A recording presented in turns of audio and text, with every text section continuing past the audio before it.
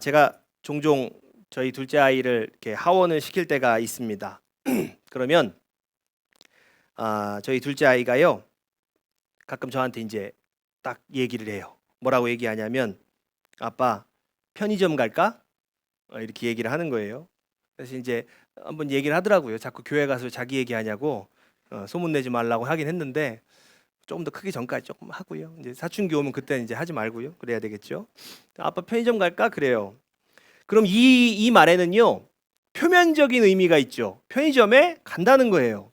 그렇지만 그 표면적인 언어의 의미만 이해하면 될까요? 안 될까요?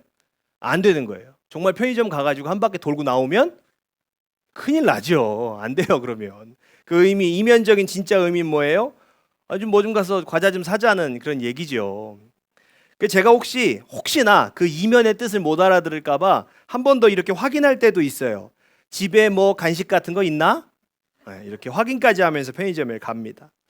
우리가 만약에 정말로요, 아이가 편의점 갈까? 마트 갈까? 슈퍼 갈까 했는데 가서 거기만 이렇게 자 갔다 왔다 이러고 둘러보고 온다라 그러면 그 진짜 재밌는 일인 거죠. 네, 그러면 안 되는 거죠. 진짜 이유는요, 과자라도 하나 사고 초콜릿이라도 하나 사려고 하는 게 거기에 가는 진짜 이유일 겁니다.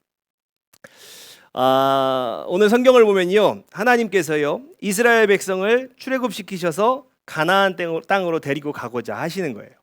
자, 그런데 우리가 이제 이렇게 질문합니다. 하나님께서 이스라엘 백성들을 출애굽시키신 이유가 무엇일까요? 이렇게 질문을 하면, 그러면 이렇게 답을 하죠. 이스라엘 백성들을 애굽의 고통에서 벗어나서 가나안 땅으로 데려가기 위해서다. 이렇게 대답을 하죠. 맞습니다.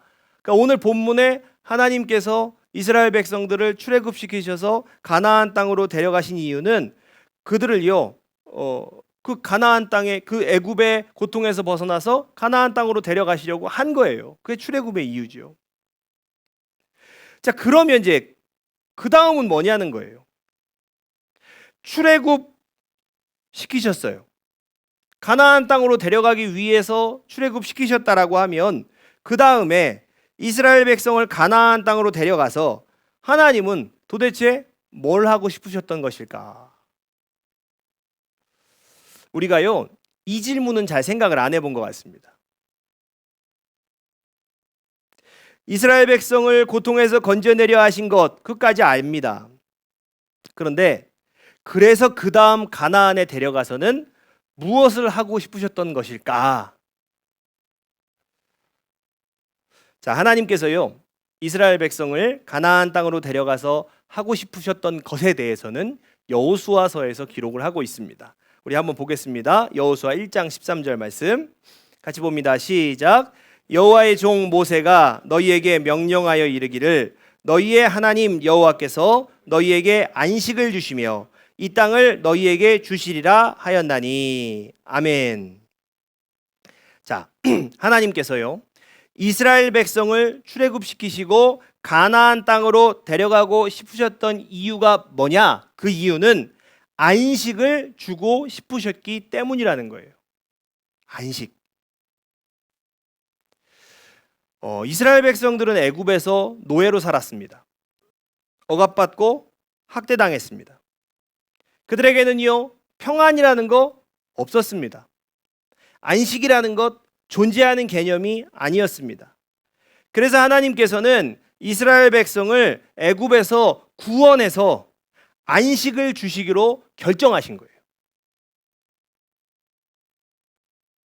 그러므로 출애굽기가 말하는 구원이라는 것, 이 구원이라는 것은 무엇이냐면 고통과 절망과 모욕과 억압으로부터 벗어나서 진정한 평안과 안식을 누리는 것이에요.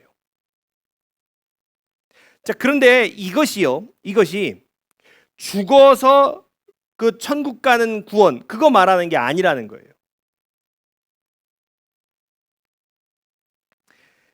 이 출애굽기에서 말하는 구원은, 이 구원은 죽어서 천국 가는 그 구원을 말하는 게 아니라는 얘기예요. 만약에요 출애굽기가 죽어서 천국 가는 그 구원에 대해서 이야기를 한다라고 치면은 하나님께서 홍해에서 어떻게 하셨어야 돼요? 이스라엘 백성들을 자, 내가 이제 구원할 테니까 우린 여기서 다 같이 빠져 죽는 거야. 빨리빨리 죽어야죠. 홍해에서 다 죽어야 돼요. 다 죽어야 빨리 구원받고 천국 가잖아요. 홍해에서 그냥 다 얼른 죽고 그 천국 가서 평안을 누리는 게 맞는 거예요. 만약에 죽어가는 천국만 얘기한다라면. 기독교를 잘 모르는 사람들은요, 구원이 죽어서 천국 가는 거다라고만 알고 있습니다. 근데 사실은 그거는요, 구원에 대해서 절반만 알고 있는 거예요. 만약에 죽어서 천국에 가는 것만이 구원이다라고 한다면 예수님께서도요, 병든 자들을 고치실 필요가 없는 거죠. 빨리 죽어서 천국 가서 평안을 누려야 되는데 병든 사람 자꾸 고치면 안 되는 거죠. 병 들어서 빨리 병 더 깊어지게. 이 병든 사람들 빨리빨리 그냥 고칠 필요가 없는 거예요, 전혀.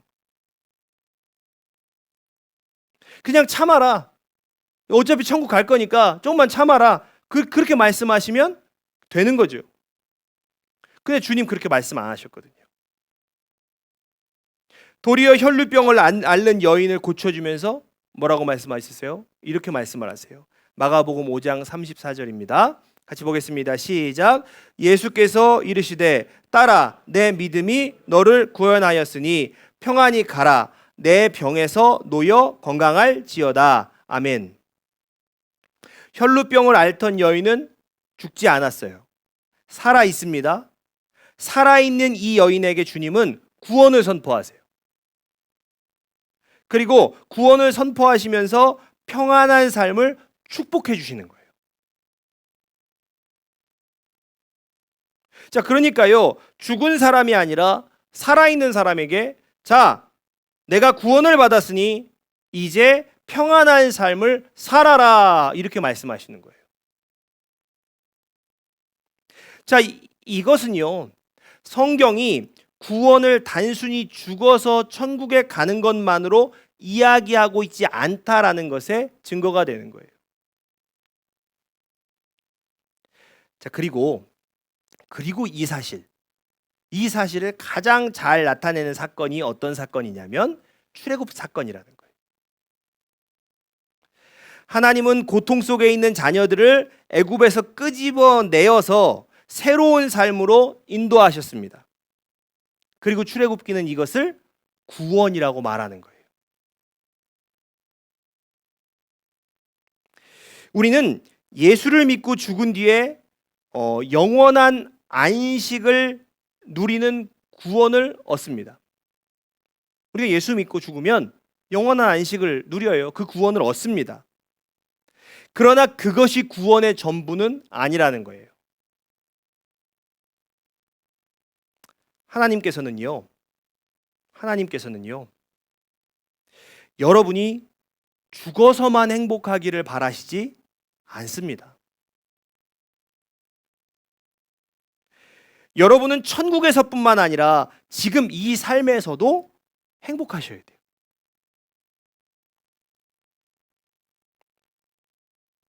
왜 우리가 지금도 행복하셔야 되는지 아십니까? 우리가 이 땅을 살아가면서 행복하기는커녕 맨날 신세 한탄만 하고 있다라 그러면 누가 우리를 보고 예수를 믿겠냐는 거예요. 여러분, 이 시대는 전도지 나눠주면서 전도하는 시대가 아닌 것 같습니다. 여러분의 인생이 전도지예요. 그러니까 이게 여러분에게 주어지는 책임입니다. 예수 안에서 행복한 삶을 사는 것. 여러분 삶에 다른 게 목표가 아니라는 거예요. 이게 목표가 돼야 돼요. 여러분이 행복한 삶을 살고 그걸 보면서 정말 다른 이들이 복음에 대해서 갈망할 수 있는 것. 그러니까 여러분들은요, 반드시 행복해지셔야 합니다. 천국 가서만 행복하면 안 돼요. 이 땅에서도 구원받아서 안식을 누리면서 행복하게 살아야 하셔야 되는 겁니다. 자, 그러려면 어떻게 하셔야 돼요? 먼저 애굽에서 벗어나야 합니다. 이스라엘 백성들은요, 대를 이어서 애굽에서 노예로 살았습니다. 대를 이어서 노예로 살았다는 것은 이건 내가 아무리 노력해도 노예의 상태에서 벗어날 수 없다는 얘기죠. 내가 아무리 열심히 살아도 환경이 바뀌지 않는다는 것, 그것이 얼마나 사람에게 절망감을 주는지 모릅니다. 이 절망이 반복되면 사람은 더 이상 미래를 기대하지 않는 거예요. 이스라엘 백성에게 애굽에서의 삶이라는 것이 그랬어요. 아무리 노력을 해도 이 고통과 억압으로부터 벗어날 수 없다는 것. 사람들에게 미래라는 것은 아무 의미가 없는 거예요. 어차피 오늘과 똑같이 미래도 고통스러울 텐데 무슨 미래를 기대하겠냐는 거죠. 그래서 이스라엘 백성들이요, 모세가 자신들의 편을 들어줄 때라도, 그때에도 저 모세가 우리 도와주니까 어쩌면 이런 우리의 삶이 좀 달라질 수 있지 않을까? 이런 삶에서 벗어날 수 있지 않을까? 이런 기대를 안 했던 거예요. 그런 기대, 일말의 기대조차도 갖지 않는 거예요. 애굽이 이런 곳입니다. 미래가 기대되지 않는 곳, 더 이상 내 삶을 기대하지 않게 하는 곳, 이게 애굽이라는 거예요. 여러분은 여러분의 삶이 기대가 되십니까? 여러분의 앞으로의 삶이 기대가 되십니까? 아니면은 막막하십니까? 아니면 그냥 별 감흥이 없으십니까? 앞으로의 나의 삶이 전혀 기대되지 않는다면 우리는요, 아직 애굽에서 살고 있는 것입니다. 그냥 태어났으니까 사는 거지, 그냥 이렇게 살다가 나이 먹는 거지, 이게 다라면요, 우리는 아직 애굽에서 살고 있는 것입니다. 기억하셔야 됩니다. 내 삶을 더 이상 기대하지 않게 하는 곳이 바로 애굽이에요. 미래에 대한 기대 없이 하루하루 마지못해 사는 삶은 애굽에 사는 것입니다. 하나님을 믿는 자들은요, 바로 이 애굽에서부터 벗어나셔야 돼요. 삶에 아무런 기대도 주지 않는 애굽에서, 그 애굽에서 벗어나셔서 가나안으로 가셔야 돼요. 나에게 고통과 좌절을 주고 나를 학대하고 억압했던 애굽에서 벗어나서 가나안으로 가야 하는 것입니다. 그런데 그 가나안, 죽어서 가는 것이 아니라 지금 살아 있을 때 가야 된다는 거예요. 자, 그렇다면 지금 가야 되는데, 이 애굽을 떠나야 되는데, 이 애굽을 어떻게 벗어날 수 있을지 우리가 한번 살펴보도록 하겠습니다. 오늘 본문에는요, 이스라엘 백성이 애굽에서 벗어날 수 있었던 이유가 담겨 있어요. 우리 본문을 세번역 성경으로 한번 천천히 같이 읽어보도록 하겠습니다. 본문 말씀 세번역입니다. 같이 읽겠습니다. 시작. 주님께서 다시 말씀하셨다. 나는 이집트에 있는 나의 백성이 고통받는 것을 똑똑히 보았고 또 억압 때문에 괴로워서 부르짖는 소리를 들었다. 그러므로 나는 그들의 고난을 분명히 안다. 이제 내가 내려가서 이집트 사람의 손아귀에서 그들을 구하여 이 땅으로부터 저 아름답고 넓은 땅, 젖과 꿀이 흐르는 땅, 곧 가나안 사람과 헷 사람과 아모리 사람과 브리스 사람과 히위 사람과 여부스 사람이 사는 곳으로 데려가려고 한다. 아멘. 하나님께서는요, 이제 내가 이스라엘 백성을 가나안으로 데려가려고 한다라고 말씀을 하십니다. 그런데 그렇게 마음을 먹으신 이유가 무엇일까요? 본문을 보면 이스라엘 백성이 부르짖는 소리를 하나님께서 그들의 소리를 들으셔서 그들의 고난을 분명히 알게 되셨기 때문인 것을 알 수 있습니다. 여러분, 출애굽의 역사는요, 백성들이 자신의 고통을 하나님께 분명히 알렸기 때문에 일어난 것입니다.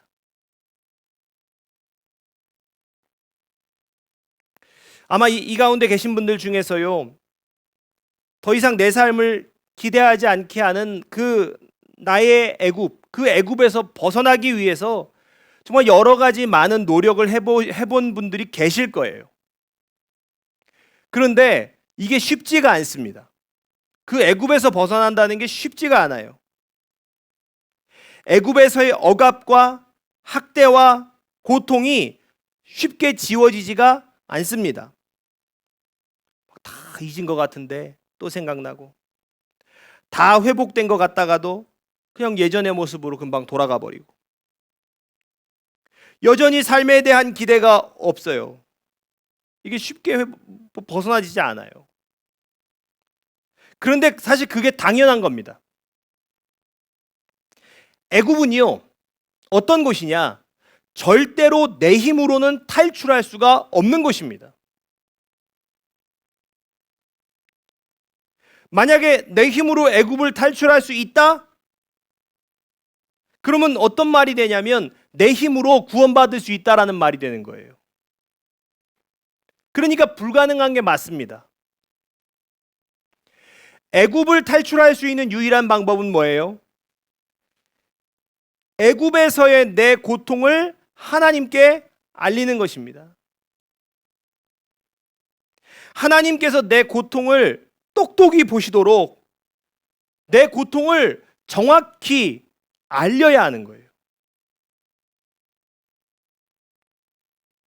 그러면 한편으로 어떤 생각이 드냐면, 아니, 하나님은 우리가 말하지 않아도 다 아시는 분 아닌가? 하나님께서는 우리가 말하지 않아도 다 알아서 해주실 수 있는 거 아닌가요? 우리 이런 의문이 들 수밖에 없습니다. 맞습니다. 하나님은요, 다 아세요. 그럼에도 불구하고 하나님은 이렇게 말씀을 하세요. 우리 에스겔서 36장 37절입니다. 같이 한번 읽어보겠습니다. 시작. 주 여호와께서 이같이 말씀하셨느니라. 그래도 이스라엘 족속이 이같이 자기들에게 이루어 주기를 내게 구하여야 할지라. 아멘. 하나님은 그래도 나에게 말하라는 것입니다. 내가 다 알아. 그래도 내게 말해줘. 하나님께 말해서 구하라는 거예요. 여러분, 여기서 구한다는 게 어떤 단어냐면 히브리어로 다라쉬라는 단어예요. 다라쉬는 무언가를 찾기 위해서 추적하는 거예요.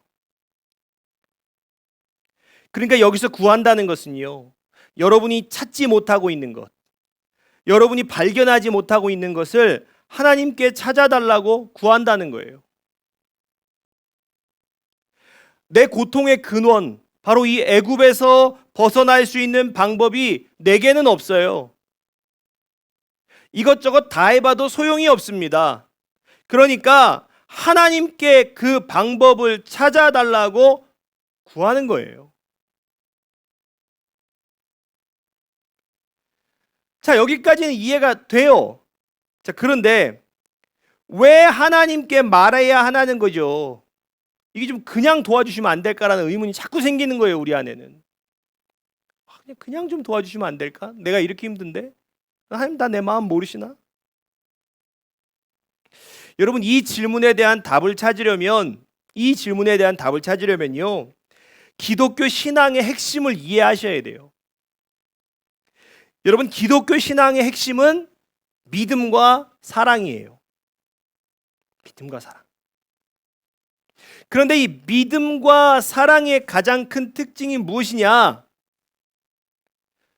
굴복시키는 것으로는 얻을 수가 없는 가치라는 거예요. 이해가 되시나요? 여러분, 믿음과 사랑이라는 게 뭐 어때요? 상대방을 굴복시킴으로써 얻을 수 있는 게 아닙니다, 이건. 내가 어떤 사람에게 막 믿는다는 것을 강요해가지고 이게 신뢰가 쌓이고 믿어지는 게 아니에요. 믿어야 돼, 믿어야 돼. 뭐 이런 식으로 해서 이게 믿어지는 게 아니죠. 내가 누군가를 정말 믿고 신뢰하고 사랑하기까지는요, 이 과정이 있어야 되는 거예요. 함께 오랜 시간을 보내고 생각을 나누고 대화를 나누면서요, 라포가 형성되는 과정이 있습니다.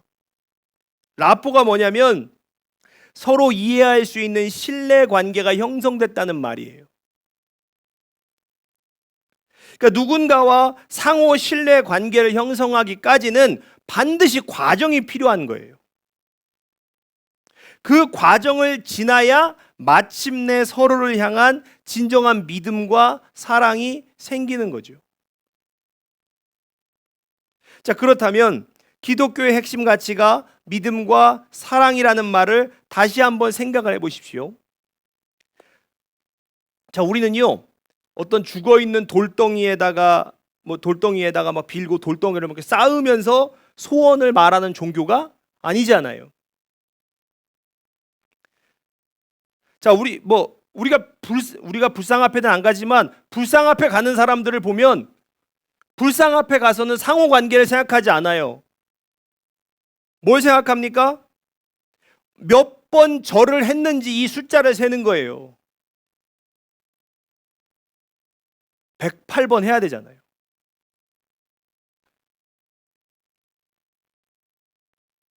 근데 우리는 아니라는 겁니다. 우리는 하나님과 이 상호 관계를 맺어야 합니다. 내가 뭐가 힘든지, 뭐가 필요한지, 정말 뭐가 순종하기 힘든지 하나님께요, 솔직하게 말해야 되는 거예요. 여러분, 내 이야기를 하나도 안 꺼내놓고서는 어떻게 나를 이해해달라고 말할 수가 있겠냐는 거예요. 내 이야기는 하나도 하지 않고 어떻게 내가 원하는 걸 채워달라고 할 수 있겠냐는 거죠. 여러분, 그게 사랑과 믿음의 관계라고 말할 수 있을까요? 여러분, 그것은 일방적이고 강압적인 관계예요. 하나님께서는요, 우리에게 당신의 이야기를 성경 66권을 통해서 다 털어놓으셨어요. 하나님은 당신의 이야기를 우리에게요, 다 털어놓으셨어요. 아브라함이 하나님 말을 얼마나 안 들었는지, 이스라엘 백성들이 하나님 뒤통수를 얼마나 많이 쳤는지, 누가 하나님께 그렇게 대들고 못되게 굴었는지 하나님은 다 털어놓으셨어요. 다윗이 하나님을 사랑하고 경외해서 얼마나 행복하셨는지, 제자들을 언제 어디서 만나셨는지, 그리고 누가 예수님을 배신했는지 그거 다 털어놓으셨어요.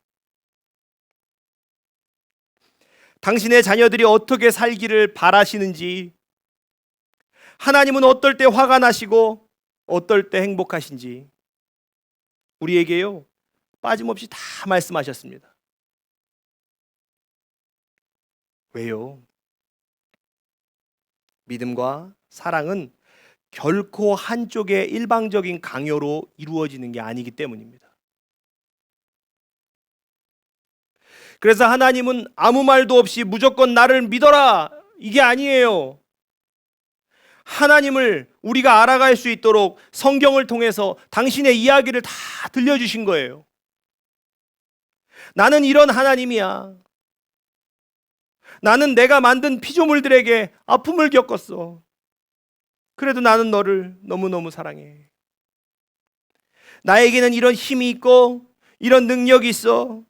그러니까 나는 너를 지켜줄 수가 있어. 너를 도와줄 수가 있어.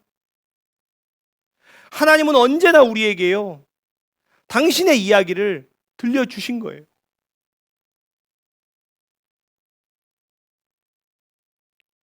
말하지 않아도 다 아시는 하나님께서요, 그래도 내게 말해줘. 그래도 내게 말해줘. 너의 이야기를 나에게 들려줘 라고 말씀하시는 것은요, 나도 나의 이야기를 했으니까 너도 너의 이야기를 다 들려줘. 너의 이야기를 다 들어줄게. 그렇게 말씀하시는 인격적인 사랑의 표현이신 거예요. 다 아시는 하나님께서 그래도 말해다오 말씀하시는 것은 인격적인 사랑의 표현이신 거예요. 너의 이야기를 듣고 너를 더 이해하고 싶다는 피조물을 향한 창조주의 지극한 사랑입니다. 여러분, 이스라엘 백성들은요, 하나님께 자신의 고통을 이야기했습니다. 애굽에서의 삶이 왜 힘든지 이야기했습니다.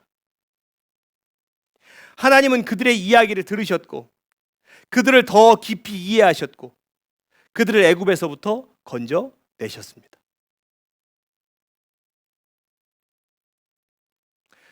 여러분도 여러분의 애굽에서 여러분의 이야기를 하나님께 들려드리기를 바랍니다.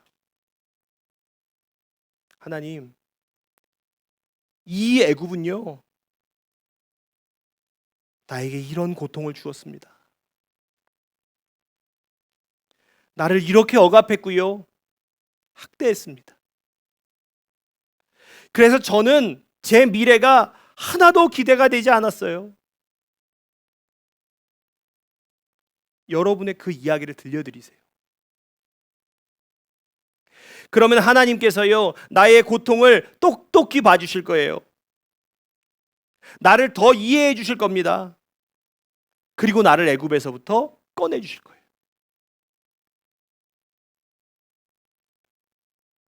이제는 여러분의 애굽에서부터 나오십시오. 내 삶을 기대하지 않게 하는 그 애굽에 더 이상 머무지 마십시오. 이것이 단순히 무슨 회사를 관둬라, 어떤 곳을 나와라, 이런 수준의 말이 아닙니다. 여러분의 애굽이 단순히 물리적인 장소가 아니지 않습니까? 어쩌면 여러분의 애굽은요, 여러분 기억 속 가장 깊은 곳에 숨어 있는 그것일 수도 있고요. 그 기억이, 그 힘들었던 경험이 자꾸만 나를 붙잡고 물고 늘어져서 내 삶을 기대하지 못하게 만들고 있는 것일 수도 있습니다. 너에게 무슨 미래가 있어? 그냥 생긴 대로 살아. 이렇게 여러분들을 억압하고 있을 수도 있는 겁니다. 그런데 그 억압은요, 내 힘으로 끊어낼 수가 없습니다. 우리는 여기서 다시 기억하셔야 됩니다. 애굽은 절대로 내 힘으로 나올 수가 없습니다. 애굽을 탈출할 수 있는 유일한 방법은 애굽에서의 고통을 하나님께 알리는 거예요. 하나님께 나의 이야기를 들려드리는 것 말고는요, 방법이 없습니다. 자, 하나님께 나의 이야기를 들려드리는 것 곧 기도입니다. 기도예요. 그런데 어떻게 말해야 되는지를 모르겠어가지고 기도가 어려우신 분들이 있어요.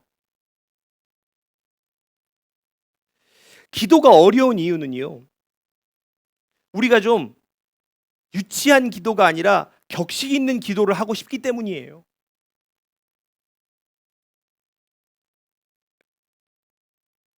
그런데 우리의 기도라는 것이 불경을 줄줄 외우듯이 어려운 말을 막 쏟아내고 108번 그 절하듯 무릎이 저려야 되고 그런 게 아니라는 거예요. 우리의 기도는 하나님께 내 이야기를 들려드리는 것, 그것이 우리의 기도예요. 하나님, 저 사람 진짜 미워 죽겠어요. 저 사람이 저를 너무 힘들게 해요. 여러분, 이게 여러분이 하고 싶은 말이시면요, 그 말을 하십시오. 하나님께 하십시오. 그럼 하나님께서요, 그 사람을 고쳐놓든 나를 고쳐놓든 뭐든 하여튼 고쳐놓으실 거예요. 하나님, 앞으로 뭐 먹고 살아야 될지 이거 정말 모르겠어요. 여러분의 고민이 그것이면 그 고민을 말하십시오. 그러면 하나님께서요, 방법을 찾아주실 거예요. 하나님께 그냥 여러분의 생각과 마음을 이야기하십시오. 그 이야기를 때로는 길을 걸으면서 하시고, 때로는 식탁에 앉아서 하나님께 들려드리십시오. 한국교회는요, 새벽기도, 철야기도 이런 식으로 좀 자리가 준비된 기도에 너무 익숙해져 있습니다. 이런 기도가 필요 없다는 건 아니에요. 그러나 주님은 뭐라고 말씀하셨어요? 골방으로 들어가서 기도하라고 하셨어요. 그러니까 여러분이 혼자 운전하는 차 안을 골방으로 만드시면 됩니다. 그 골방으로 만드십시오. 여러분이 혼자 앉아있는 책상, 그 책상을 골방으로 만드십시오. 여러분의 방바닥을 골방으로 만드십시오. 그러니까 자다 깨면 누워서라도 기도하시면 되는 거예요. 우리가 하나님께 나의 이야기를 들려드릴 수 있는 곳은 어디에나 있고, 하나님께 나의 이야기를 들려드릴 시간은요, 얼마든지 있는 겁니다. 그동안 하나님께 여러분의 이야기를 얼마나 들려드리셨습니까? 혹시 하나님께 나의 이야기를 들려드린 것은 없으면서 나를 알아주시지 않는다고 원망하며 산 것은 아닙니까? 아니면 나의 이야기는 하나도 하지 않으면서 그저 하나님의 이야기만 듣겠다라고 하고 있던 것은 아닐까요? 기독교는요, 그렇게 신앙생활하는 종교가 아닙니다. 기독교는 하나님의 이야기가 우리에게 들려지고 나의 이야기가 하나님께 상달되는 인격과 신뢰 위에 믿음을 키우는 종교예요. 그래서 하나님은 오늘 우리에게 말씀하시는 겁니다. 나는 말하지 않아도 너를 다 알아. 그런데 그래도 내게 말해줘. 하나님은 나의 이야기를 들으시고요, 나를 더 깊이 이해해 주실 것입니다. 네가 그랬구나. 네 안에 그런 마음이 있었구나. 그렇다면 내가 너에게 가장 맞는 길을 찾아줄게. 내가 너에게 가장 맞는 방법을 찾아줄게. 하나님은 이렇게 서로를 신뢰하는 관계 안에서요, 우리에게 응답하실 거예요. 이제 하나님께 나의 이야기를 들려드리는데 주저하지 않는 저와 여러분 되시기를 축복합니다. 우리의 이야기가 하나님께 상달되어지고 또 우리가 응답받는 은혜를 누리실 수 있기를 주님의 이름으로 축복합니다. 그래, 찬양하고 기도하겠습니다.